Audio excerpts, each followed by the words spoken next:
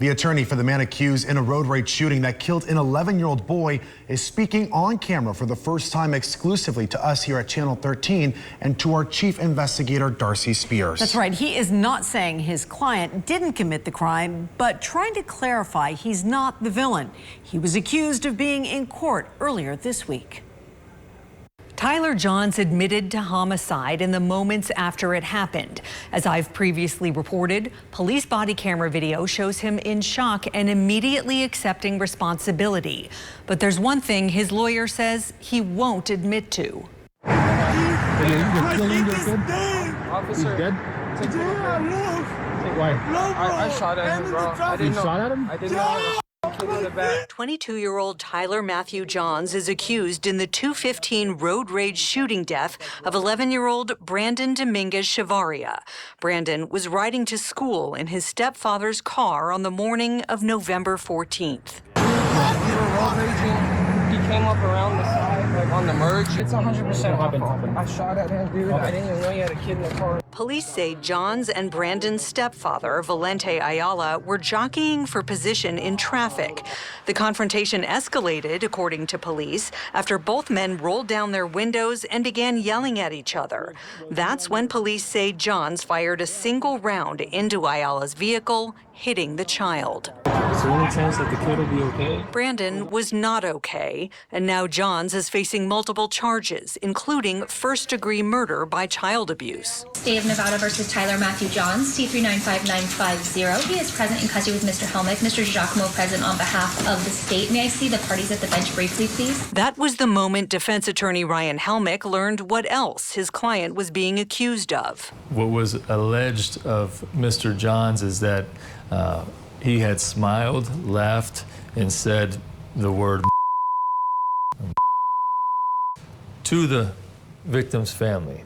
Helmick says the accusation was made by a member of the victim's family through a victim witness advocate who was sitting with them in the courtroom at a hearing on Tuesday. When I get there, I hear about this, and I'm saying to myself, that's not what Tyler would do. It's not who Tyler is. I don't know what happened before I took the bench. I was told that you were smiling at the family, laughing at the family, and calling them names. Again, I wasn't here, so I'm not going to make a judgment. But I can tell you this.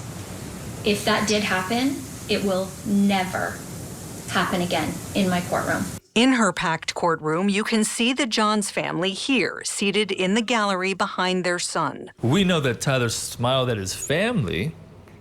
Tyler told me that.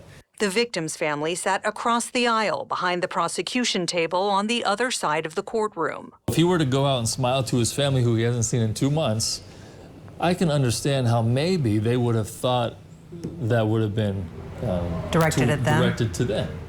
I can understand that. But to take it to the level of laughing, never happened. Take it to the level of saying never happened. If he were to do what somebody is saying that he did, he would have had to have literally turned around like this and looked at the entire victim's family in the back row, which would have been the most obvious thing in the world. Helmick says the corrections officer assigned to Tyler at the hearing confirmed that to his client. The correctional officer said, I know you didn't do that. I was watching you the whole time. Because if you did, then I'd be putting you in the hole.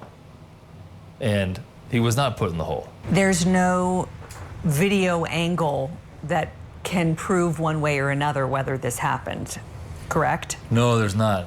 And we requested it immediately. We reviewed the entire court video, and it does not show Johns coming into the courtroom. You can only see him during the hearing alongside his lawyer. What we want, and this is pretty much echoing what Judge Bluth said, is for everybody to be respectful. There's a lot of high emotions in a courtroom, in a homicide courtroom. But what we don't want is stuff to be made up. Helmick says the allegations are inconsistent with his client's character and his demeanor as depicted on body camera footage after the shooting. What would you say to someone who said anybody who pulls out a gun and actually fires a shot into a neighboring car on the freeway shouldn't be cut any slack? Well, I guess it depends on the facts of the case. Was somebody acting in self-defense? Was somebody trying to hit them with their vehicle? Was somebody doing something to put the other individual in fear for their life? The facts of the case and what preceded the shooting will have to be hashed out in court, and no one else involved in the road rage incident has been charged. Here's the result of Tuesday's hearing. If he intentionally shot at the driver in this case and he just missed because the cars were moving and he hit the back seat and killed an 11-year-old, first-degree murder. He intentionally fired at the back window of this occupied vehicle. Sorry, not knowing there was anybody in there, just meaning to scare the driver. He killed an 11-year-old child, first-degree murder. Sorry, that's what the legislature has decided to protect our children. And the judge agreed. If you fire a weapon not knowing and not meaning to hit a child, but the child dies from it, you are on the hook for first-degree murder. Helmick understands the public perception of his client was bad from the beginning, and he says that's understandable, but he felt it was vital to set the record straight from his perspective. John's case is due back in court on April 21st. Darcy Spears, 13 Investigates.